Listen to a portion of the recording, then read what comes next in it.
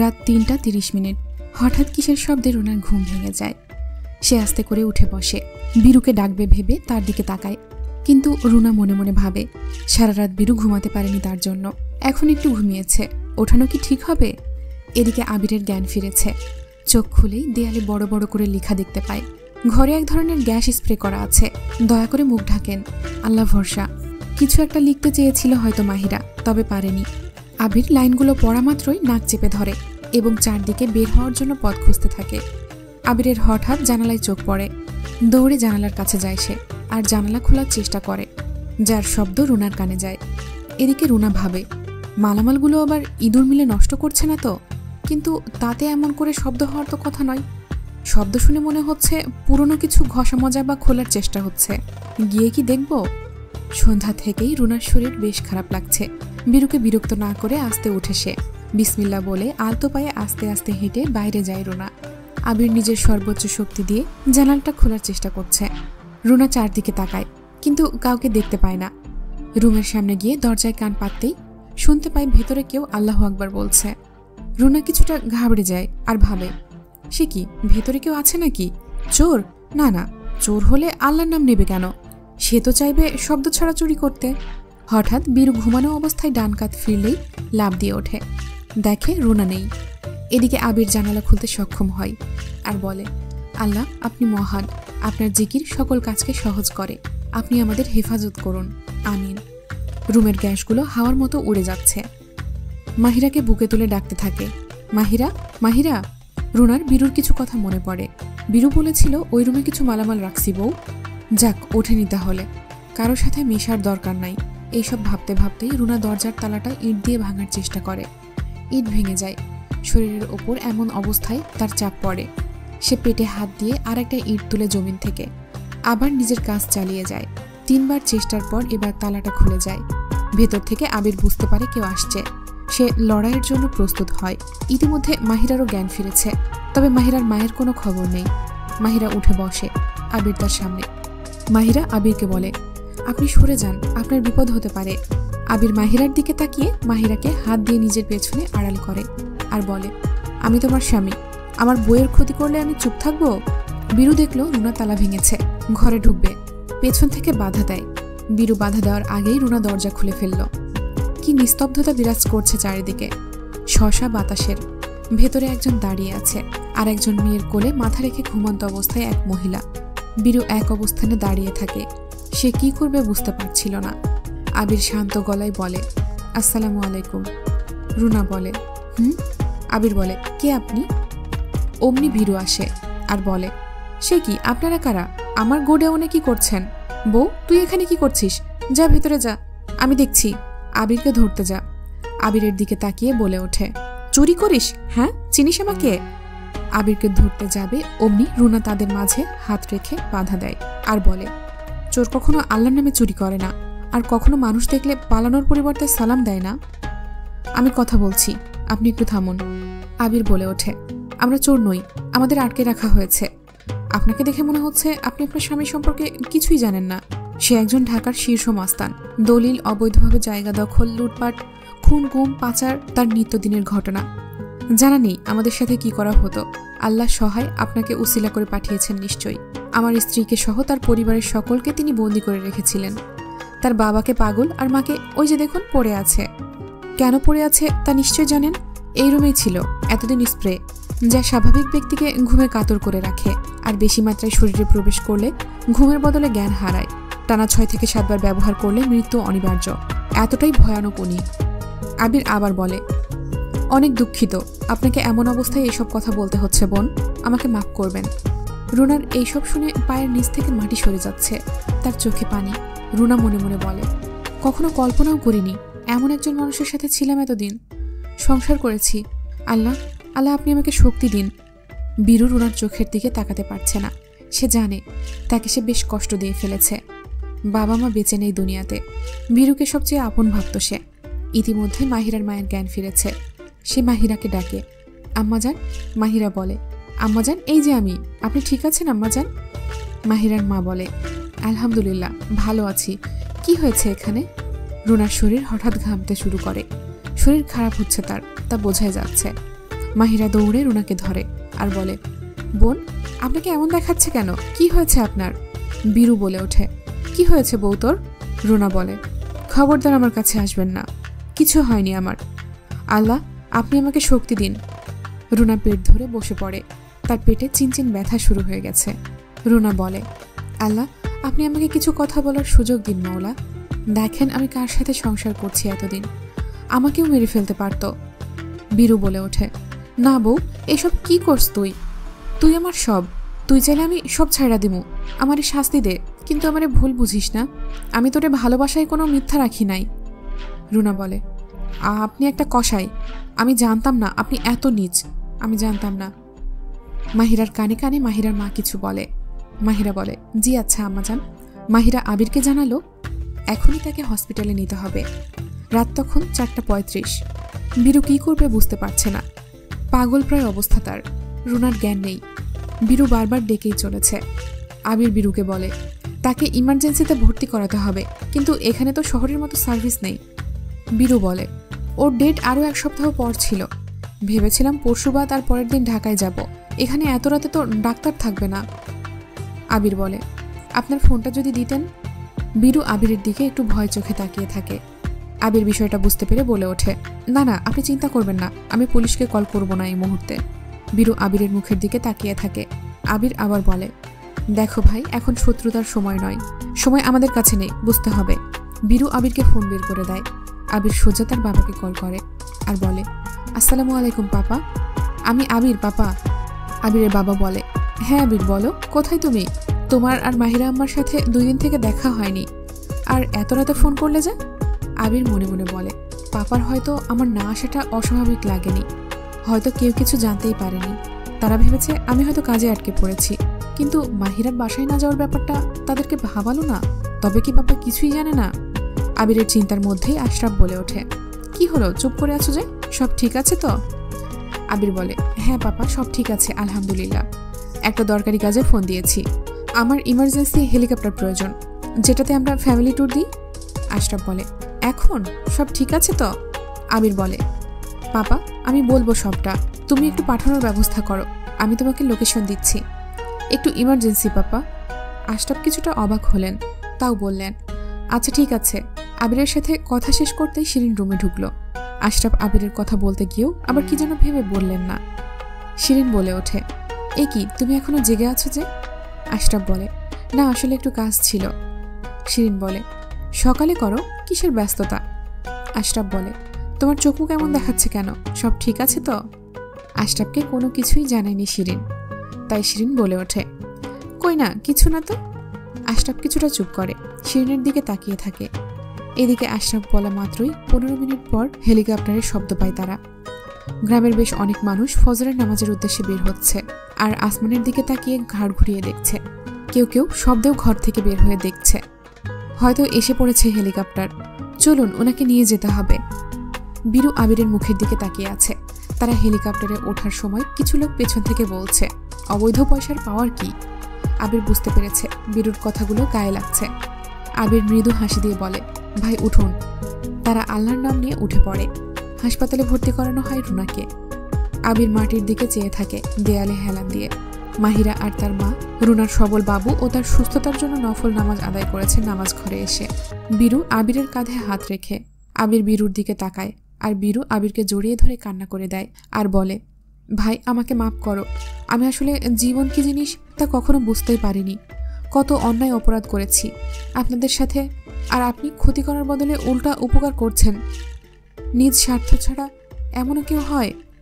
আবির বলে, আমাদের ইসলামে এমন কোনো উপদেশ নেই যেখানে বলা হয়েছে তার বদলে তুমিও তার ক্ষতি করো, বরং বলা হয়েছে এক মুসলিম অন্য মুসলিমের ভাই, তোমরা একে অপরের উপকারে এগিয়ে আসো, কেউ বিপদে পড়লে সাহায্য করো, আপনি লজ্জা নেবেন না, সময় আছে, তওবা করুন, আল্লাহ ক্ষমাশীল, আল্লাহ আপনাকে হেদায়েত দান করুক, আমিন। বীরু ফ্লোরের দিকে তাকিয়ে নিজের হাত দিয়ে মুখ ঢেকে কান্না করছে। কিছুক্ষণ পর জানতে পারলো তার কন্যা সন্তান হয়েছে। বীরু সংবাদ পাওয়া মাত্রই রুনার কাছে ছুটে যায়। মাহিরা সেখানেই ছিল। বীরুকে দেখে চেয়ার থেকে উঠতে যেতেই মাহিরা বলে, বোন আপনি বসুন। বীরুকে দেখেই মুখ ঘুরিয়ে নেয় রুনা। আবির বীরুর কোলে সন্তানটি তুলে দেয় এবং বলে কানে আজান দিতে। এবং তাহনিক করিয়ে ফেলতে। বীরু বলে, এগুলো কি? আবির বলে, সন্তান ভূমিষ্ঠ হওয়ার পর খেজুর বা মিষ্টি জাতীয় কোনো বস্তু নেককার বুজুর্গ ব্যক্তির দ্বারা চিবিয়ে তার মুখের মিষ্টি লালা শিশুর মুখে দেওয়া হলো শরিয়াতের পরিভাষায় তাহনিক করা, আর সন্তানের নাম রাখাকে বলা হয় তাসমিয়া। তবে খেজুর দ্বারা তাহানিক সম্ভব না হলে যে কোনো ধরনের মিষ্টি দ্রব্য দ্বারা তাহানিক করা যায়। খেজুর না পেলে অন্যান্য মিষ্টি দ্রব্যের তুলনায় মধু দ্বারা তাহানিক করা উত্তম। রুনা বলে ওঠে, ভাইজান, দয়া করে তার থেকে আমার সন্তানকে নিয়ে নিন। কোনো পাপী ব্যক্তির দ্বারা আমার সন্তানের জীবন শুরু হোক তা আমি চাই না। আবির বলে, মানুষের নসিবের লিখন, আল্লাহর মর্জি হলে সবটাই সম্ভব বোন। সে নিজেকে পরিবর্তন করতে চায়, তাকে দূরে সরিয়ে দেবেন না বোন, তাকে সাহায্য করুন ইসলামের পথে আসতে। আমি একসময় বড্ড উৎকণ্ঠ মানুষ ছিলাম, আমার এই পরিবর্তন অবশ্যই আল্লাহ তাআলার জন্য, আপনি ওনাকে এড়িয়ে যাবেন না। মাহিরা রুনার হাত ধরে আর বলে, বোন, আল্লাহ মাফ করতে ও মাপকারীকে পছন্দ করেন, তিনি মহান, তিনি মাফ করার সামর্থ্য রাখলে আমরা তো তার সাধারণ বান্দা। রুনা চুপ করে আছে। আবির মাহিরাকে ইশারা করলো তাদের দুজনকে একা থাকতে। তারা তাদের থেকে বিদায় নিল। মাহিরা বলল, আবার ইনশাল্লাহ দেখা হবে বোন, ভালো থেকো। রুনা বলে, তোমরা দুজন আমার জীবনকে কোথায় থেকে কোথায় এনেছো তা তোমরা জানো না। আমাদের বাড়িতে আসবে কিন্তু বোন, দাওয়াত রইল তোমাদের। আর আন্টি, আপনিও আসবেন, আমাকে মাফ করবেন, অনেক কিছু সহ্য করেছেন যা সহ্য করার কথা ছিল না। মাহিরার মা বলে, আল্লাহ ভরসা মা, নিজের খেয়াল রেখো আর বাবুর যত্ন নিও দুজন বাবা। বীরু কান্নার চোখে সলজ্জিত ভঙ্গিতে বলে ওঠে, আপনাদের সবার কাছে আমি হাত জোর করে মাপ চাচ্ছি, আমার জানা অজানা সব ভুল মাফ করবেন, কি করে ভুলগুলো ফিরিয়ে নেব জানা নেই। আবির বলে, এটা ভালো কথা, তাহলে আমরা এক শর্তে মাফ করতে পারি, যদি আপনি আমাদের শর্ত মানেন। বীরু বলে, হ্যাঁ হ্যাঁ বলো। আবির বলে, ইসলামিকভাবে চলাফেরা, নবীর সুন্নাহ মেনে চললে তবেই আমরা মাফ করব, আল্লাহ অবশ্যই ক্ষমাশীল। তারা বাড়ির উদ্দেশ্যে রওনা হয়। আবির সবার প্রথমে মাহিরার মাকে সালাম দিলেন। কোনো না কোনো পরিস্থিতি এমন ছিল যে তাদের কথা কিংবা সাক্ষাৎ হয়নি। মাহিরা আর তার মায়ের টুকটাক কথা চলতেই থাকে।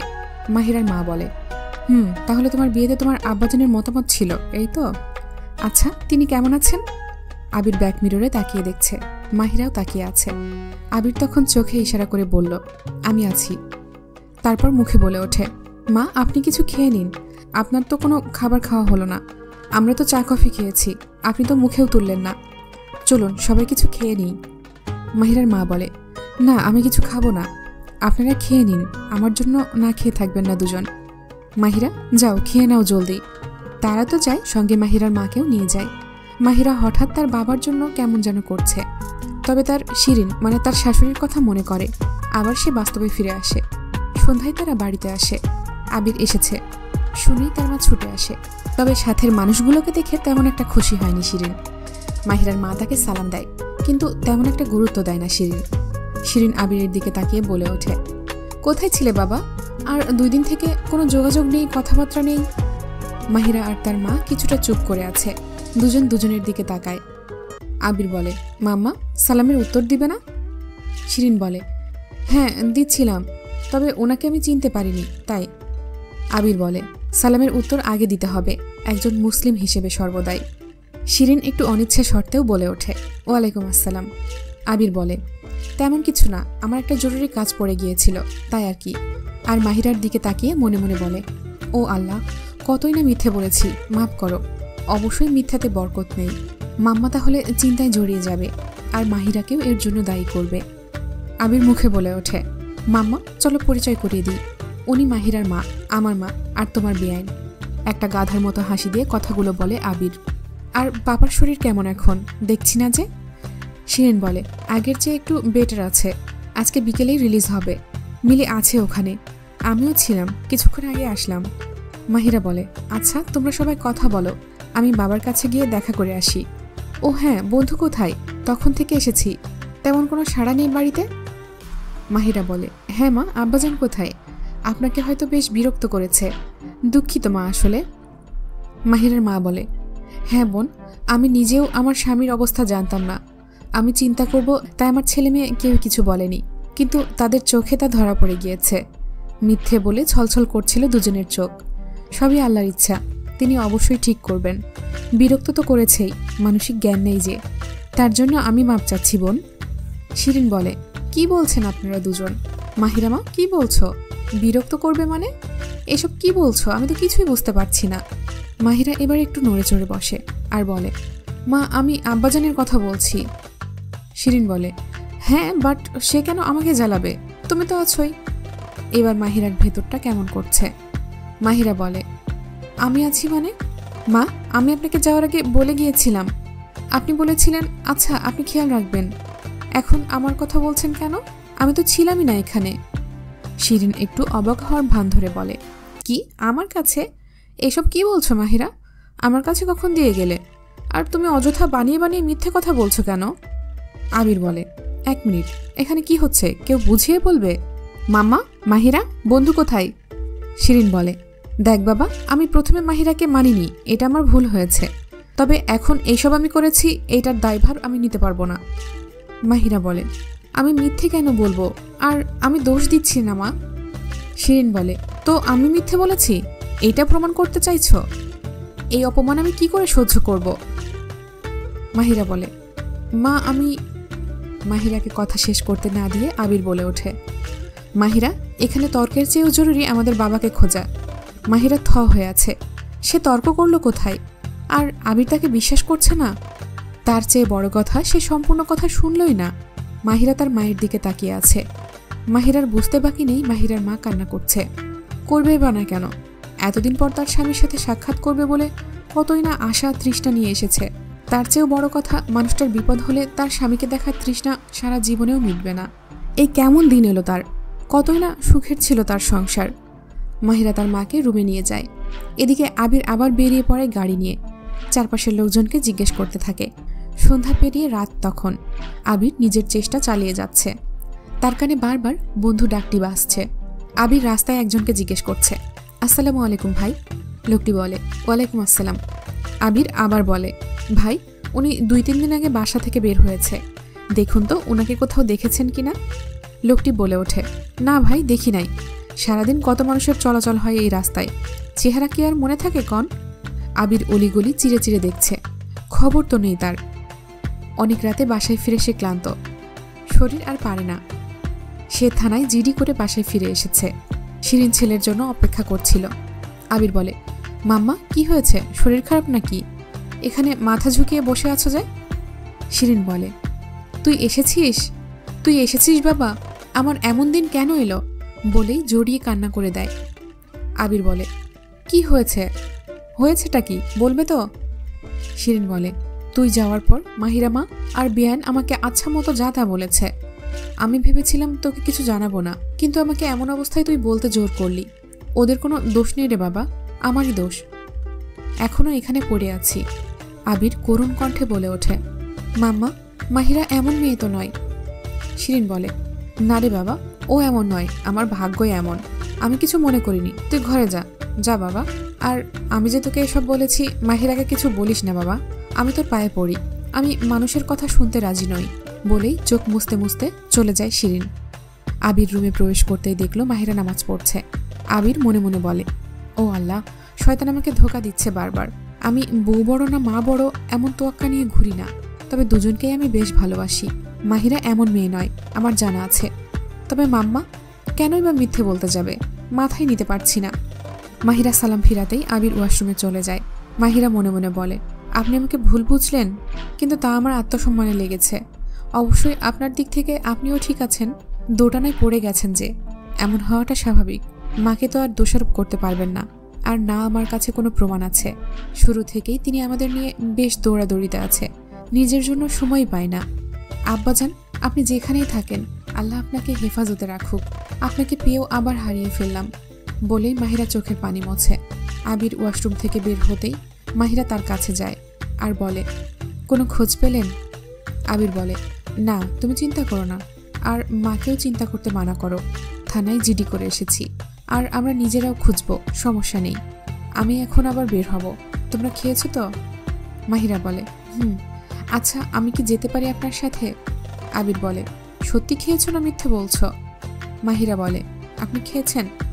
আবির মুখ অন্যদিকে ঘুরিয়ে নেয়। মাহিরা বলে, আমি জানতাম আপনি খাবার মুখে তোলেননি। আপনি আমার উপর রেগে আছেন, তাই না? আল্লাহর কসম করে বলছি, মায়ের ভরসায় আমি বাড়ি থেকে বের হয়েছিলাম বাবাকে রেখে। আবির বলে, কি প্রয়োজন ছিল আপনার মাহিরা বাইরে বের হওয়ার? মাহিরার কথা শেষ না হতেই আবির কথাগুলো ছুঁড়ে মারে মাহিরার দিকে।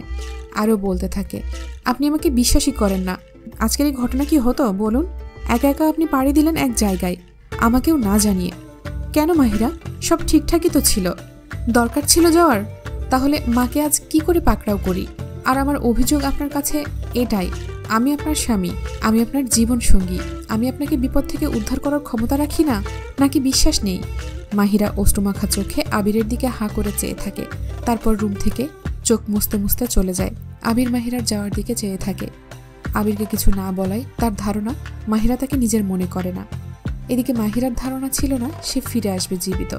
আবিরের কোনো ক্ষতি হোক এটা তার উদ্দেশ্য ছিল না, কিন্তু আবির জড়িয়ে যাবে এবং সাহায্য করবে সেটা মাহিরার ধারণাতেও ছিল না। পরিস্থিতি এমন হয়েছে যে আবির তার খারাপ লাগার বিষয়গুলো প্রকাশ করে ফেলেছে। বাড়ির সবাই প্রায় ঘুমিয়ে পড়েছে। আশরাফের সঙ্গে ভিডিও কলে কথা বলে ছেলে হওয়ার কর্তব্য পালন করেছে। আজকে তাকে রিলিজ দেয়নি। এইদিকে হঠাৎ ঝামেলার কারণে আশরাফের কাছে যেতেও পারেনি আবির। ঘড়ির দিকে চেয়ে আবির দেখে রাত ভালোই হয়েছে। মাহিরা সেই কখন গেল, এখনো আসার নাম নেই।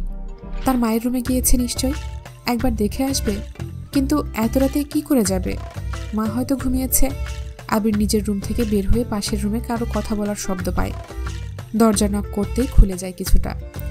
সেই আগের দৃশ্য, মাহিরা নামাজ পড়ছে আর কান্না করছে, আর আবির পুরনো আবিরের মতোই দরজায় দাঁড়িয়ে আছে। মাহিরার কান্নার পানিগুলো যেন চকচক করছে তার মুখে, হেঁচকেও বদ্ধমান তার কথায়। মাহিরা বলছে, ও আল্লাহ, ও আমার রব, আপনি জানেন আমি কি অবস্থায় আছি, আমি কি অবস্থায় ছিলাম। আপনি আমার সত্যি জানেন। আপনি ছাড়া আমার পাশে কেউ নেই মওলা। আপনি সবাইকে হেদায়েত দান করুন। আমার আব্বাজানকে সহি সালামতে ফিরিয়ে দিন আল্লাহ। আমি চাইনি আমার স্বামীর কোনো ক্ষতি হোক, কারণ আমার তখন বাঁচার মতো কোনো পথ দেখছিলাম না। আপনিই বলুন, একজন স্ত্রী হয়ে কি করে তাকে বিপদে ফেলতাম? নতুন জীবনের শুরু তখন, মৃত্যু ছিল সামনে, হাজারো ঝামেলা দেখেছি। কি করে সেখানে পাঠাই? শত্রুতা আমার সঙ্গে, যেতে বলেছে আমাকে। তাকে সাধক করে আমি আমার স্বার্থ শেষ করে তাকে কোথায় পেতাম? সে আমাকে ভুল বুঝলো মওলা। আমি এও জানি না মা কেন এমনভাবে আমাকে দোষারোপ করছে। আমি তার এমন কথার কোনো ভিত্তিও পাচ্ছি না। এমন অবস্থায় আমি আব্বাজানকেও হারিয়ে ফেলেছি। আপনি এই বান্দিকে সাহায্য করুন। আপনি কোনো ভিখারিকে খালি হাতে পাঠানোর জন্য মানা করেছেন। আপনি মালিক, আমি ভিখারি মওলা। আমাকে ফেরাবেন না। আম্মাজানের চোখের দিকে আমি তাকাতে পারছি না মওলা। তাকে আশায় রাখবেন না। আব্বাজানের মানসিক অবস্থাও ঠিক নেই, না জানি কোথায় আছে, কেমন আছে। সাহায্য করুন আল্লাহ, আপনি ছাড়া কোনো মাবুদ নেই। মাহিরার মুখের এমন কথাগুলো যেন আবিরের কলিজায় এসে বসছিল। আবির মনে মনে বলে, আল্লাহ, আমি নিজেও বুঝতে পারছি না কাকে বিশ্বাস করব। কঠিন পরীক্ষার সম্মুখীন আমি। অবশ্যই একটা মানুষ নামাজে বসে আল্লাহকে মিথ্যে বলবে না, আর একজন মা অবশ্যই এমন মিথ্যে সাজাবে না। ও আল্লাহ, আমার জীবনে এমন দোটানায় আমি কখনোই পড়িনি। আপনি আমাকে সঠিক পথে নিয়ে যান। মাহিরা নামাজ শেষ করে উঠে আবিরের রুমে যায়। এর আগেই মাহিরার নামাজ শেষ হতেই আবির বুঝতে পারে মাহিরা বাইরে আসছে। মাহিরা আবিরের রুমে গিয়ে উকি দিল, কিন্তু রুম তো পুরো ফাঁকা। মাহিরা ভাবে, সে কি, উনি কোথায়? মাহিরা প্রত্যেকটি রুমে গিয়ে দেখে আবির ছাদে দাঁড়িয়ে আছে। মাহিরা বলে ওঠে, আপনি এখানে বলবেন না, ভয় পেয়েছি। আমার কোনো কথায় কষ্ট পেয়েছেন নাকি? আবির বলে, আমার আঙিনায় দুটো চাঁদ উঠেছে। রাগলে যে আরো সুন্দর লাগে জানতাম না। মাহিরা চলে যেতে নিলে আবির মাহিরার হাত ধরে নিজের কাছে নিয়ে আসে আর বলে, জানতামই না আমাকে এতটাই ভালোবেসে ফেলেছ। কোথায় গেলে আমার বারণ, আর কোথায় গেলে মরণ। প্রতিটা দিন এই জীবনে আসার পর তোমার জন্য পরীক্ষা বর্ধমান ছিল বললে ভুল হবে না। বিশ্বাস করো, সত্যি মিথ্যা কি আমি জানি না, তবে আল্লাহ আব্বাজানকে সহি সালামতে নিয়ে আসুক এবং সামনে আসুক আসল অপরাধীর পরিচয়। এই পর্যন্ত তুমিও আমার বউ আর তিনিও আমার মা। মাহিরা আবিরের হাত ধরে আর বলে, আমি বুঝতে পেরেছি আপনি কোন অবস্থায় আছেন। আপনি শুধু দোয়া করবেন আমি যেন আপনাকে কষ্ট না দিই, জেনে বা না জেনে। আপনাকে যেন সম্মানেও রাখি সব সময়। আবির মাহিরার মাথায় হাত রেখে মুছিয়ে দেয় আর তার কপালে চুমু কাটে। জ্যোৎস্না রাতের এই মুহূর্ত তাদের স্মরণীয়। সকালে শিরিন বেশ খোশ মেজাজে আছে। সকালের নাস্তার টেবিলে আবির নেই, সবাই আছে। মিলি আজ এখানে এসেছে মাহিরার বাবার কথা শুনে। শিরিন মাহিরাকে উদ্দেশ্য করে বলে, এই আবির কোথায়? মাহিরার খাওয়ার ইচ্ছে না থাকা সত্ত্বেও মিলির জোড়াজড়িতে সে খেতে বসেছে মাকে নিয়ে। তার মা অতিথি, সে এই বাড়ির বউ, সে বাড়ির বউ হিসেবে না বসলে তার বসতে একটু উসখুস লাগাটা স্বাভাবিক। এছাড়া এতদিন তার খাওয়া দাওয়া তেমন হয়নি, প্রয়োজন মতো না খেলে অসুস্থ হতে পারে। এদিকে মাহিরার বাবার আতাপাতা নেই, সেজন্য মাহিরার মায়ের খাওয়া দাওয়া বন্ধ হওয়াটাও অস্বাভাবিক নয়। হঠাৎ শিরিনের এমন ডাকে মিলি, মাহিরা সহ তার মা শিরিনের দিকে তাকায়। মিলি বলে, এটা কেমন ডাক মা? এই কি? শিরিন বলে, তুমি তোমার কাজ করো, আমাদের ব্যাপারে তোমার কথা বলার রায় নেই। মিলি কিছু বলতে যাবে, তখনই মিলির হাত ধরে মাথা নাড়িয়ে কথা না বলার জন্য ইশারা করে মাহিরা। মাহিরা বলে, আম্মা সে সকালে বের হয়েছে। শিরিন বলে, কি সকালে বের হয়েছে? হ্যাঁ, ছেলেকে তো বিনামূল্যে পেয়েছ, এখন গোলাম হয়ে গেছে, গাধার মতো খাটাবে, যত সব। মাহিরা বলে, আম্মা আমি খাবার করে। মাহিরাকে কথা শেষ করতে না দিয়ে শিরিন বলে ওঠে, তোমার মুখে এমন ডাক, আর কৈফিয়ত চেয়েছি আমি? মাহিরার মা বলে, বেআইন আপনি বসুন, শান্ত হন। শিরিন বলে, আপনি তো কথাই বলবেন না, নতুন এসেছে, নিয়ে এসেছে এগুলোকে তুলে কোত্থেকে কে জানে। মাহিরার মায়ের এমন অপমানে মিলি এখন চুপ করে থাকতে না পেরে বলে ওঠে, আন্টি আপনি আমার সাথে যাবেন? এইসব ছোট লোকি জায়গায় থাকার প্রয়োজন নেই, বহুত কথা শুনেছেন, তবে এত কথা আমি মানতে পারছি না। শিরিনের হাঁটা থেমে যায় এমন কথা শুনে। শিরিন বলে, হ্যাঁ তোমার সংসারে সুখ শান্তি বেশি হলে নিয়ে যাও। মিলি বলে, তুমি আমার মা, তুমি কি জানো তোমার অনেক কথা অনেক কাজ আমাকে অনেক কষ্ট দেয়? আমার কেন, বরং সবার, আমাদের সবার বেশ খারাপ লাগে। কেন এমন করো? তুমি তো মাহিরার সাথে এমন করতে পারো না, তাকে সসম্মানে ঘরে তুলে নিয়ে এমন করছো কেন? শিরিন বলে, ও আমার উপর মিথ্যা অপবাদ দিয়েছে, আমি ওকে কেন বুকে তুলে নেব? মিলি বলে, সেসব আর সবাইকে বোঝাতে পারলেও আমাকে এখন বোঝাতে পারবে না, আমি জানি। শিরিন বলে, মানে? মিলি বলে, না তেমন কিছুই না, পাপা আসার পর্যন্ত ওরা এখানেই থাকবে, পরেরটা তিনি ঠিক করবেন, কেমন? মাহিরা আন্টি চলো আমার রুমে গিয়ে কথা বলি, বাতাসের তিক্ততা ভালো লাগছে না। মাহিরা বলে, মিলি ছাড়ো না, তিনি তোমার মা। শিরিন বলে, হয়েছে, আর জ্বলন্ত আগুনে ঘি ঢেলে দেওয়ার প্রয়োজন নেই, বলেই গজগজ করে চলে যায় শিরিন। মিলি বলে, দেখেছ? মাহিরা বলে, আহা ছেড়ে দাও, আল্লাহ ওনাকে হেদায়েত দান করুক। বিকেলে আশরাফকে নিয়ে একেবারে বাসায় ফিরে আবির। শিরিন নিচে চলে আসে দৌড়ে আর বলে, কিরে বাবা কোথায় ছিলি? আবির বলে, এই তো মাম্মা, পাপাকে নিয়ে একেবারে ফিরলাম। আর সবাই কোথায়? শিরিন বলে, কে জানে, আমি যাইনি বাবা, চোখ দিয়ে পিষে ফেলে সবাই আমাকে, আর মুখের কথা তো বললামই না। আশরাফ বলে, কে তোমাকে মুখের বুলি ফোটায়? শিরিন বলে, কি বলবো আবিরের বাবা, তোমার কথাই সমর্থন করে ছেলের পছন্দ করা মেয়েকে আনলাম, তবে বুড়ো বয়সে মনে হয় আশ্রয় পাবো না গো। আশরাফ বলে, কি বলছো এসব, আর তোমার হাতে এগুলো কিসের দাগ? শিরিন বলে, না না কিসের? আশরাফ ধমকের সুরে বলে, দেখি মনে হচ্ছে হাত চিপে ধরেছে। শিরিন বলে, না না কিছুই না, তুমি এসো রুমে বিশ্রাম নাও। শিরিনের হাতে এমন দাগ দেখে এবার আবির গম্ভীর গলায় বলল, মা আজকে আমি যাওয়ার পর বাসায় কি হয়েছিল? শিরিন বলে, না বাবা কিছুই হয়নি।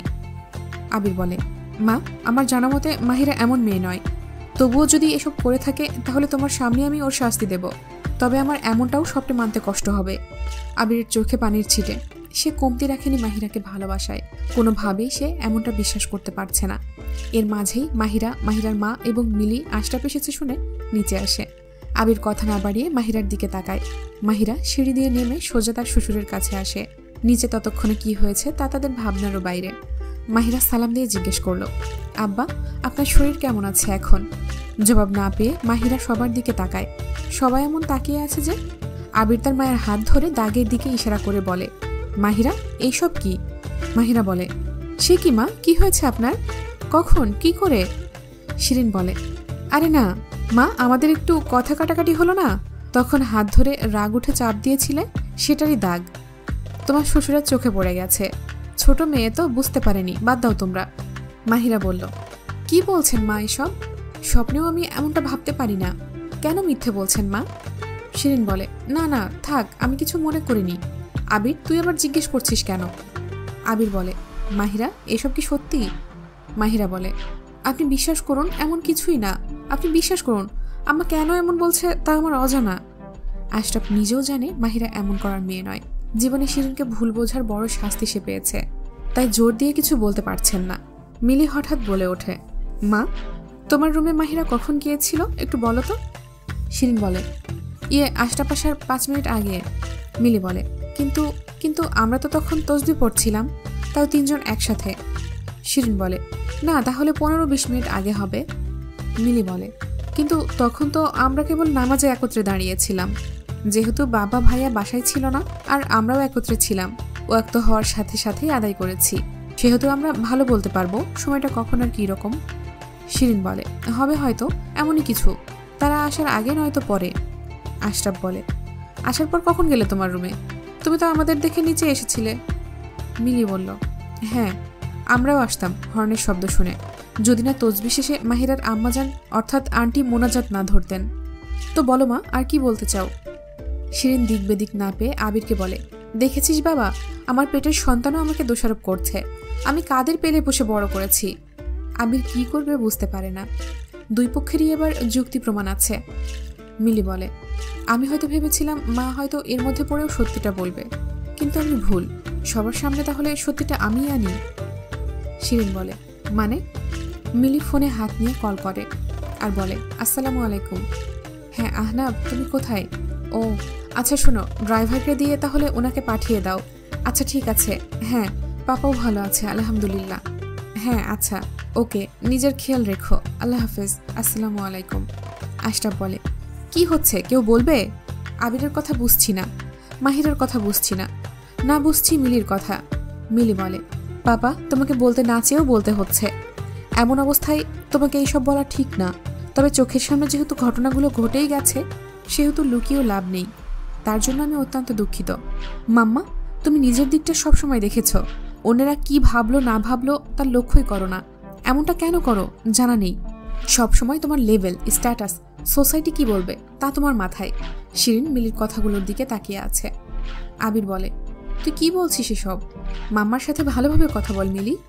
মিলি বলে, ভাইয়া আমি যে কথাগুলো বলছি আমার কি খারাপ লাগছে না? তুই কি জানিস ভাইয়া, মাহিরার বাবাকে মাই বাড়ি থেকে বের করেছে কায়দা করে। মাহিরা বলে, কোথায় আমার আব্বাজান? জানো মিলি বোন, কোথায় আমার আব্বাজান? আবির বলে, তাহলে আমাদের প্রাথমিক অবস্থায় জানাসনি, আর তুই এসব কি করে জানলি? জানাইনি, কারণ আমি চাইছিলাম মাম্মা নিজেকে শুধরে নিক, নিজেই স্বীকার করুক, কিন্তু না, আমি ভুল ছিলাম, তিনি এমন কিছুই করেননি। শিরিন বলে ওঠে, না এইসব সত্যি নয়। আবির বলে, তোর কাছে কি প্রমাণ আছে মিলি? মিলি বলে, ভাইয়া আমি জানি প্রমাণ ছাড়া কারো দিকে তাকিয়ে বা আঙুল দিয়ে কথা বলার সীমা নেই, আর প্রমাণ তো আছেই, নয়তো কি জোর গলায় বলি। কিছুক্ষণ পর সদর দরজা দিয়ে এক ভদ্রলোক প্রবেশ করে। মাহিরার মায়ের চিনতে একটুও ভুল হয় না। লোকটি সবাইকে উদ্দেশ্য করে বলে, আসসালামু আলাইকুম। মাহিরার ঠোঁটে হালকা হাসি ফুটে ওঠে। আব্বাজান? আবির মাহিরার দিকে ঘুরে তাকায় আর লোকটির দিকে চেয়ে বলে, বন্ধু? মাহিরা বলে, আপনি কেমন আছেন আব্বাজান? আম্মাজান দেখুন আব্বাজান এসেছে। মাহিরার মায়ের তো আর চিনতে ভুল হয়নি, এত বছর সংসার করেছে বলে কথা। মিলি বলে, আঙ্কেলকে আমি রাস্তায় দেখেছি, চলুন আপনাদের ঘটনায় নিয়ে যাওয়া যাক। মিলি যখন হাসপাতালে তখন আহনাফের কল আসে, তার এক পেশেন্টের ফাইল পাচ্ছে না, যা তার প্রয়োজন। রোগীর অবস্থা বেশি ভালো না বললেই চলে, আগের রিপোর্ট দেখে ইঞ্জেকশন দিতে হবে। মিলি তার মাকে কল করে জানায় আশরাফের কাছে আসতে হবে, সে আহনাফের জরুরি কাগজপত্রগুলো খুঁজে দিবে। তার মনে আছে সে আলমারিতে রেখেছে, তবে আহনাফ নাকি পাচ্ছে না। হাসপাতাল থেকে মিলির শ্বশুরবাড়ির দূরত্ব মিনিট 5। গাড়ি চলছে, হঠাৎ মিলির চোখ পড়ে মাহিরার বাবার ওপর। মিলি বলে, ওটা আঙ্কেল ছিল না? বাইরে একা একা কি করছে তিনি? মিলি গাড়ি সাইড করে আর জানালা দিয়ে উকি দিয়ে বলে।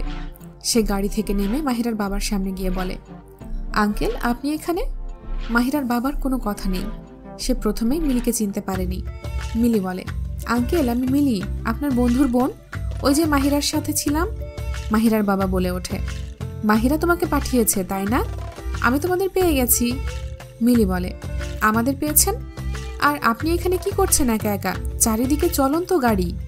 মাহিরার বাবা বলে, একটা আন্টি আছে না শুধু চিল্লায়, সে বলেছে তোমাদের খুঁজতে, আমি তোমাদের পেয়ে গেছি।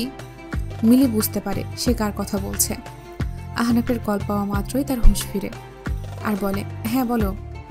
আহনাফ বলে, পেয়েছি, একটা ফাইলের মধ্যে ছিল অন্য ফাইল, তাড়াহুড়োতে লক্ষ্য করিনি, তোমাকে কষ্ট দিলাম, সত্যিই তাড়াহুড়ো শয়তানের কাজ। মিলি বলে, না সমস্যা নেই, আমিও পেয়েছি। আহনাব বলে, কি পেয়েছ? মিলি বলে, না কিছু না, রাতে দেখা হলে সবকিছু বলবো। আহনাব বলে, ওকে, আল্লাহ হাফেজ, নিজের খেয়াল রেখো, আসসালামু আলাইকুম। মিলি বলে, ওয়ালাইকুম আসসালাম। ফোন রেখে মিলি মাহিরার বাবাকে বলে, আঙ্কেল আমার সাথে চলুন, মাহিরা সেখানে আছে, আসুন। মিলি বাড়িতে এইসব সম্পর্কে কাউকে কিছু জানায়নি, শুধু পরিস্থিতি দেখছে আর মাহিরার বাবার সঠিকভাবে যত্ন নিয়েছে। সে মাহিরার কথা জিজ্ঞেস করাতে মিলি জানাতো সে তার জন্য ঘোড়ার গাড়ি নিতে গিয়েছে। যত্ন আর পরিচর্যায় মাহিরার বাবা আগের চেয়ে উন্নত হয়েছে। এবার আসা যাক কাহিনীতে। আবির বলছে, মাম্মা এইসব কি আর কেনই বা? শিরিন বলে ওঠে, হ্যাঁ হ্যাঁ আমি করেছি। ওর কি আছে? ওর সাথে তোমার যায় না আবির, আমি তোমার ভালোর জন্য করেছি সব। এই মেয়ে তোমাকে কখনো ভালো রাখবে না, বুঝলে? আমি শাইলার মেয়ের সাথে তোমার বিয়ের ব্যবস্থা করব। ইনফ্যাক্ট আমি ঠিকও করে ফেলেছিলাম, ও নষ্টের মূল না হলে এতদিন এসব দেখতে হতো না। পরিচয় নেই, স্ট্যাটাস নেই, লেবেল নেই, আর যোগ্যতা তো মোটেও নেই। আমার বান্ধবীর মেয়ে বেশ স্মার্ট ও মডার্ন মেয়ে, সে তোমাকে সুন্দর ভবিষ্যৎ দেবে।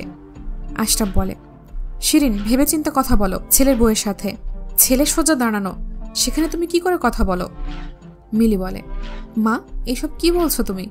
আবির বলে, মাম্মা তোমাকে সম্মানের এই মান রাখলে একেতে তোমার এমন মন মানসিকতার কথা আমি কল্পনাও করতে পারি না। বন্ধু আর মাহিরার সাথে এমন করলে তার উপর তুমি এইসব বলছো, ছি মা। মাহিরা এই বাড়িতে আসা থেকে এই অবধি অনেকটা সহ্য করেছে, আমি দেখেছি। জীবনে শত ঝামেলায় নিজের মেজাজ খারাপ করেনি কারোর সাথে, ধৈর্যের সাথে চলেছে। আমি তার স্বামী হয়ে কখনো কিছু বলিনি কাউকে। পছন্দ ছিল মাহিরা আমার আগে থেকেই। মাম্মা তুমি সেটা জানতে, আজকে এসব শুনে আর এমন সব দেখে আমার মন ভেঙে গেল। মিলি বলে, আহনাব যদি জানতো তার শাশুড়ি এমন, কিন্তু তাকে আমি তোমার চেহারা কখনো ধরিয়ে দিইনি মা। আমাকে জিজ্ঞেস করতো মাহিরা কোথায়, তার বাবা বারবার তার কথা জিজ্ঞেস করে। এমন মানসিক অবস্থায় যাকেই খুঁজছে তাকেই প্রয়োজন রুগীর। আমি তাকে কি বলবো জানা ছিল না। শিরিন বলে, চুপ করো সবাই, আমাকে দোষ দেওয়া বন্ধ করো। আমি ছিলাম না এমন, আমাকে বানানো হয়েছে। এই যে তোমার পাপাই এর জন্য দায়ী। ভালোবেসে বিয়ে করে সুখে ঘর বেঁধেছিলাম, তবে সেখানে অল্প কিছুদিনের সুখ ছিল মাত্র। ব্যস্ততায় কাটে তার দিন, এমনকি আমাকে একা দেশে ফেলে চলে যায়। মানুষ আমাকে এমনও বলেছে আমাকে ছেড়ে সে নাকি অন্য দুনিয়ায় আছে। চারদিকের আজেবাজে কথার সমাহার ছড়িয়ে পড়ে। নিজেকে সময় দেওয়ার জন্য পার্টি করতাম, আড্ডা দিতাম, বন্ধু বান্ধবদের সাথে ঘুরতাম। যে মেয়ের কিনা ভালো চাকরি করার যোগ্যতা থাকা সত্ত্বেও সংসার বেছে নিয়েছে, সেই মেয়ের সেই সংসার না থাকলে সেখানে আর করবেইটা কি? আশরাফ অবাক হয়ে শিরিনের কথা শুনছে। সে নির্বাক হয়ে আছে, কারণ সে শিরিনকে হয়তো তার ভুল বোঝাতে পারেনি। আশরাফ বলে, শিরিন এইসব কি এখন বলার সময়? আর এই ব্যাপারে তোমার সাথে হসপিটালে কথা হয়েছিল কিছুটা। শিরিন বলে, বলার সময় নয় আশরাফ, তবে আমি কেন এমন তা তাদের জানা দরকার। ইতিমধ্যেই আহনাফ এসে হাজির।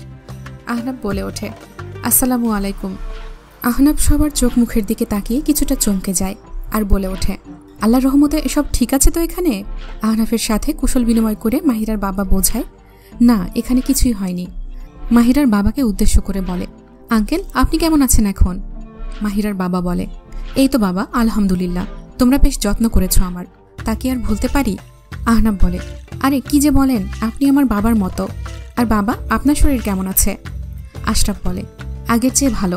এসো, দাঁড়িয়ে কেন, বসো। তাদের মহল শান্ত মহলে পরিণত হলো। যে যার মতো রইল, যেন এখানে কিছুই হয়নি। বাড়ির জামাইয়ের সামনে শাশুড়ির এমন কাণ্ড, তা অবশ্যই বেমানান। সন্ধ্যায় খাওয়া দাওয়া করে মিলিরা চলে যায়। যাওয়ার আগে মিলি মাহিরাকে জড়িয়ে ধরে, এক প্রকার সান্ত্বনা দেয়। মাহিরা তার মায়ের কাছে যেতেই দরজার উপাস থেকে আশরাফের কথা মাহিরার কানে আসে। আশরাফ চিৎকার করে শিরিনকে বলছে, তোমার জন্যই এখন তারা চলে গেছে, তুমি করেছো সবটা শিরিন। মাহিরার একটু কেমন যেন লাগে। কারা যাবে? তারা বলতে এখানে তো তার বাবা মাই আছে। তবে কি তারা চলে গেছে সন্ধ্যার ঘটনায় অপমান বোধ নিয়ে? মাহিরা দৌড়ে তার বাবা মায়ের রুমে যায়, কিন্তু রুম তো ফাঁকা, হাওয়া বইছে। তবে সত্যিই তারা চলে গেছে? একটা চিরকুট পায় মাহিরা, সেখানে লেখা, মা আমরা কিন্তু রাগ করিনি, একটু তোর খালার বাড়িতে যাচ্ছি। আসছি থেকেই তারা যাওয়ার জন্য হাজারটা কথা বলছে, ভাবলাম এবার ঘুরে আসি। ভালো থাকিস মা, ধৈর্য নিয়ে থাকিস, ইনশাল্লাহ আল্লাহ তার ফলাফল দেবে। মাহিরা বুঝতে পারে, তাকে যতই হানা বুঝাক তার বাবা মা, সে তো বুঝতেই পেরেছে তার বাবা মা অপমানিত হয়েছে আজকের অসমাপ্ত ঘটনায়। আবির কিছুক্ষণ পর রুমে আসে। মাহিরার দিকে তাকাতেই বুঝতে পারে সে কান্না করেছে কিছুক্ষণ আগে। আবির বলে, কি হয়েছে? মাহিরার কাছে গিয়ে মাহিরার হাতে চিঠি দেখে। সে মাহিরার দিকে তাকিয়েই হাতের চিঠিটা নেয় এবং পড়া শেষে মাহিরার হাত ধরে হাঁটা শুরু করে আবির। মাহিরা বলে, কি, কোথায় যাচ্ছি? অবাক হয় মাহিরা, বুঝতে পারছে না কি যাচ্ছে আবির। আবির শিরিনের রুমের সামনে গিয়ে বলে, আসবো পাপা? আশরাফ শিরিন দুজনই বসা। আশরাফ শিরিনকে বোঝাতে ব্যস্ত, সে ভুল করেছে। আশরাফ বলে ওঠে, হ্যাঁ এসো, বিশেষ কিছু কি? আবির বলে, পাপা, বন্ধু আর আম্মা চলে গেছে বাসা থেকে, তা কি তোমরা জানতে? আশরাফ ক্লান্ত চোখে শিরিনের দিকে এক নজর তাকিয়ে বলে, হ্যাঁ, তারা লুকিয়ে চলে যেতে চেয়েছিল, তবে আমার সামনে পড়ে গিয়েছিল। আটকে ছিলাম, তবে বিয়ের একটাই কথা, আমি আর তাদের বাধা দিইনি। মাহিরার বাবা বলে, মেয়ের বাবা তো, তাই নিচু হয়ে থাকলাম না হয় মেয়ের সুখের জন্য, তবে আত্মসম্মান নিয়ে চলে যেতে বাধা দেবেন না। আপনিও তো মেয়ের বাবা, আপনি অবশ্যই আমার ভেতর সম্পর্কে ধারণা রাখবেন। কথাগুলো কলিজায় লেগে গিয়েছিল, নিজেকে অনেক ছোট মনে হচ্ছিল ওই সময়। আবির কি বলবে বুঝতে পারে না। আশরাফ বলে, মাহিরা মারে, আমাকে মাফ করো, আমিও একটুর জন্য তোমাকে ভুল ভেবেছিলাম। মাহিরা বলে, ছি বাবা, এসব কি বলছেন? আপনি আমার বাবা, মেয়েকে দু চারটে বললে তা ভুলের কিছু না। এর মধ্যেই আবির সব কথা একপাশে রেখে বলল, পাপা, এমন অবস্থায় তুমি কি একই কাজ করতে? আবিরের বাবা বলে, হ্যাঁ অবশ্যই, মেয়ের শ্বশুর বাড়ি, এইসব কেউ স্বপ্নেও চায় না, সুতরাং তিনি ঠিক কাজ করেছে। আবির বলে, পাপা, সিদ্ধান্ত নিয়েছি আমি এখানে থাকবো না, আর আমি না থাকলে মাহিরারও এখানে থাকা মানায় না, আমাদের জন্য দোয়া করো। শিরিনকে দেখেও না দেখার মতো করে কথাগুলো বলেই আবির চলে যেতে ওঠে। তখনই শিরিন বলে, কি বলছো কি আবির এসব? কোথায় যাবে তুমি আমাদের ছেড়ে? মাহিরা বলে, না না, এটা কি আমি করতে পারি? মা বাবাকে এমন অবস্থায় রেখে কি করে চলে যাই? আপনি কি বলছেন এইসব? শিরিন বলে ওঠে, নিশ্চয়ই তুমি ওর মগজ ধোলাই করেছ, নয়তো আমার ছেলে কখনো এমন কথা বলতে পারে না। আবির এত কিছুর পরেও তার মায়ের মুখে এমন কথা শুনে বলল, আমি অবাক হয়ে যাই তোমার এইসব কাহিনীতে। তুমি কি আমার সেই মাম্মা? এত কিছুর পরেও মাহিরা তোমাদের কথা ভাবছে, আমার হাত ধরে কোথায় বাড়ি ছেড়ে চলে যাবে সেখানে কিনা তোমাদের কথা ভাবছে। এটা দেখেও তোমার মনে মায়া লাগে না? আমার কথাগুলো খারাপ লাগলে আমাকে মাফ করো মাম্মা, তবে আমি এমন মাম্মাকে কখনো চিনি না, আর না আছে তার সাথে আমার কোনো মিল বা কথোপকথন। শিরিন আবিরের কথাগুলো শুনে চুপচাপ, তার মনে একটাই কথা বাজে, মাহিরার মগজ ধোলাইয়ের কথা। শিরিন আর যাই করুক, মাহিরাকে ভুল বুঝতে 100-তে 100। শিরিন বলে, এইসব বাজে কথা রাখো তুমি, আমি জানি এসব কার বুদ্ধি আর কার বাজে মতলব, রাখো সব ফালতু বুঝবুদ্ধি, আর তার চেয়েও ফালতু এই মেয়ে। আশরাফ বলে ওঠে, কুকুরের লেজ কখনো সোজা হয় না। আবির, আমাকে নেবে তোমাদের সঙ্গে? এখানে আমারও দম বন্ধ হয়ে আসছে। টাকা, বাড়ি, সহায় সম্পত্তির মালিক সবাইকে এতটাই ছেলে মেয়েদের ভাগে রেখেছি যে আমার নাতিপুতিরাও আরামে বসে খেতে পারবে। আজ থেকে সবই তোমাদের, আমাদেরগুলোও দিয়ে গেলাম। একা থাকবে তুমি, চাকর চাকরানিরা তো তোমার লেভেলের নয়, তবে ওদের নিয়ে যাচ্ছি, চলো আবির। মাহিরা বলে, আব্বা আপনিও? আশরাফ বলে, মা, যে মায়া মমতা বোঝে না তাকে তুমি ভালোবাসা দিচ্ছ। মাহিরা বলে, আব্বা, মানুষ মাত্রই ভুল করে, মানুষের মন আছে, অবশ্যই কিছু না কিছু হবে। আশরাফ বলে, কিছুই হবে না। আবির চলো। বৌমা, আমাদের বাধা দিও না, আমরা অপেক্ষা করছি, তুমি এসো। শিরিন বলে, কোথায় যাচ্ছ তোমরা আমাকে ফেলে? যেও না বলছি, আমার কিছু চাই না। কে শোনে কার কথা? তারা চলে যাচ্ছে, তাদের পেছনে মাহিরা বোঝাতে বোঝাতে যাচ্ছে। শিরিনের চোখে ব্যাপারটা ধরা পড়ে, নিজের ছেলে স্বামী তাকে ছেড়ে চলে যাচ্ছে, আর যাকে নিয়ে এত ঘটনা সে তাদের পেছনে ছায়ার মতো ছুটে চলেছে, তাকে যেন ফেলে না যায়, যাতে করে তারা তাকে আর একটা সুযোগ দেয়। কি অদ্ভুত মেয়ে! শিরিনের কেমন যেন লজ্জা লাগছে বেশ, এমন তো কখনো লাগেনি। নিজেকে নিজেরই বিষাক্ত লাগছে। শিরিন পুরো বাড়িটা ঘুরে ঘুরে দেখছে, কেউ নেই এত বড় বাড়িতে, শুধু আছে সে। কেউ নেই তার রাজপ্রাসাদে, দমবন্ধ পরিবেশ কাজ করছে তার মাঝে, কিছুই ভালো লাগছে না। নিজেকে এখন সবকিছুর জন্য বিষ মনে হচ্ছে। ছেলে মেয়ের চোখে কতটা নিচে নেমে গেছে সে। সব আছে তার, কিন্তু এখন তার কাছের মানুষগুলোই নেই, আর বেঁচে নেই তার তৃপ্তিবোধ ও সমাজের চাহিদা। নিজের রুমে যায় শিরিন, প্রস্তুতি নিজেকেই দুনিয়া থেকে সরিয়ে নেওয়ার। একদিন চাইতো সব হবে তার, আর এখন সব আছে, তবে মনে শান্তি লাগছে না। নিজেকেই অশান্ত মনে হচ্ছে নিজের কাছে। নিজের একটা শাড়ি নিয়ে ফ্যানের সাথে বেঁধে দেয়। শিরিন টুল রেখে গলায় শাড়ি পরে নেয়। সামনে থাকা একটা বড় ফ্রেমে পুরো পরিবারের হাসি মুখের ছবি দেখে খুব ভালো লাগছে আজ তার। ছবি দেখতে দেখতে চোখ বন্ধ করে টুলটা পায়ের নিচ থেকে সরিয়ে ফেলে শিরিন। অতঃপর গলায় ফাঁস পড়ে তার। জানটা নিয়ে এবার বাঁচতে ইচ্ছে করছে তার। শ্বাস নিতে পারছে না, কি কষ্ট হচ্ছে তার। পা ছটফট করছে, আর দু হাত দিয়ে গলার ফাঁসটা সরাতে চাচ্ছে। কিন্তু সে পারছে না কিছুই। চোখ ঘোলাটে হয়ে আসছে তার। শিরিন চোখ মেলে তাকায়। কি ব্যাপার, রুমটা এমন অন্ধকার কেন? কোথায় আছে সে? আমি কোথায়? কিছুই দেখতে পাচ্ছি না কেন? হঠাৎ কারা যেন এলো। আমার খুব ভয় লাগছে এখানে। আর আমি সাদা কাপড় কেন পরেছি? তারা আমাকে কিছু জিজ্ঞেস করছে। মান রাব্বুকা, মান দিনুকা, ওয়ামান নবিউকা। আমি তাদের ভাষা বুঝতে পারছি না, আর না পারছি তাদের চিনতে। তার কিছুক্ষণ পর লক্ষ্য করলাম এত বিশাল এক বিষমাত্রিক সাপ আমার দিকে। আমি এত চিৎকার করছি, তবে আমার কণ্ঠ কি কেউ শুনছে? সাপটা আমার কাছে এসে কড়া দৃষ্টিতে তাকাতেই এক ছবল দেয় আমায়। সে কি চিৎকার দিই আমি? আমার কথা কি কেউ শুনছে না? একটু পর দেখলাম চারদিক থেকে কি যেন আমার দিকে আসছে। এ কি? পোকামাকড়, বিষাক্ত বিচ্ছু, আরও সাপ। না না, বাঁচাও, কে আছো, বাঁচাও। অমনি শিরিন লাফিয়ে ওঠে। আহনাব বলে, মা, কি হয়েছে আপনার? শিরিন চারপাশে তাকিয়ে দেখে মাহিরার বাবা মা, আবির আর তার বাবা, মিলি ও আহনাব। শিরিন বলে ওঠে, আমাকে বাঁচাও, বাঁচাও মাহিরা, তুমি আল্লাহকে বলো। আবির, বেয়ান, আমাকে বাঁচান। আবির বলে, কি হয়েছে মা, তুমি এমন করছো কেন? তোমাকে কোথায় থেকে বাঁচাবো? শিরিন বলে, সাপ বিচ্ছু, কি ভয়ঙ্কর ওগুলো, বিষাক্ত পোকামাকড়, আমাকে বাঁচাও বাবা। সকলেই বুঝতে পারে শিরিন স্বপ্ন দেখেছে। মাহিরা বলে, আপনি শান্ত হন আম্মা। মাহিরার মা বলে, হ্যাঁ বেয়ান, আপনি চিন্তা করবেন না, আমরা আছি। আশরাফ বলে, শিরিন, তুমি গলায় ফাঁস দিতে যাচ্ছিলে কেন? মাহিরা সঠিক সময় পৌঁছাতে না পারলে আজকে। শিরিন কান্না করতে থাকে আর বলে, আমাকে মাফ করো তোমরা সবাই, আমি আমার নিজের ভুল বুঝতে পেরেছি। মাহিরা, আমাকে মাফ করো, আমি জানি আল্লাহ আমাকে সঠিক পথ দেখাচ্ছে। বেআইন, বিআই, আমাকে মাফ করুন, আমি খুবই লজ্জিত। আবির, আশরাফ, মিলি, আমাকে মাফ করো, আমি এতদিন অন্ধকারে বসবাস করছিলাম যে। মাহিরার মা বলে, আরে বেয়ান, এইসব বলা বাদ দিন, আপনি সুস্থ হয়ে বাড়ি ফিরুন, এটাই দোয়া করি। শিরিন বলে, আমি চাই আমরা সবাই একত্রে একটা পরিবার হই। মাহিরার বাবা বলে, জি বেয়ান, আমরা তো একটা পরিবারই। শিরিন বলে, না, একসাথে সকলে মিলেমিশে থাকতে চাই, ইসলামিক নিয়মকানুন অনুসারে সকলে একসাথে সুন্দরভাবে। তোমরা আমার একটা কথা রাখো প্লিজ। আহনাব বলল, আচ্ছা, আমি ডক্টরের সাথে কথা বলে আসি, তাড়াতাড়ি সবাই বাসায় গিয়ে গরম গরম বিরিয়ানি খাবো। অমনি সবাই হেসে ওঠে। 3 বছর পর মাহিরা জানালার পাশে দাঁড়িয়ে আছে। আবির পেছন থেকে মাহিরাকে জড়িয়ে ধরে আর কাঁধে মাথা দিয়ে বলে, কি ওই চাঁদ দেখছ? মাহিরা বলে, আজকের চাঁদের কি যেন নেই বলে মনে হচ্ছে। আবির মাহিরার কানে ফিসফিস করে বলে, আমি বলবো, চাঁদের একটা ছোট্ট চাঁদ বুড়ি লাগবে যে। পেছন থেকে এক ছোট্ট মেয়ে আব্বুজি বলে ডেকে ওঠে। আবির চমকে বলে উঠল, এই রে, তুমি এখানে? মাইশা? মাইশা হচ্ছে মিলির মেয়ে, মানে আবিরের ভাগ্নি। মাইশা বলে, আমি তো আগেই বলেছিলাম আমার একটা ছোট্ট বোন লাগবে, কাকিয়া তো এনেই দেয় না। কাকিয়া, কাকিয়া, আমার একটা বান্ধবী এনে দাও না।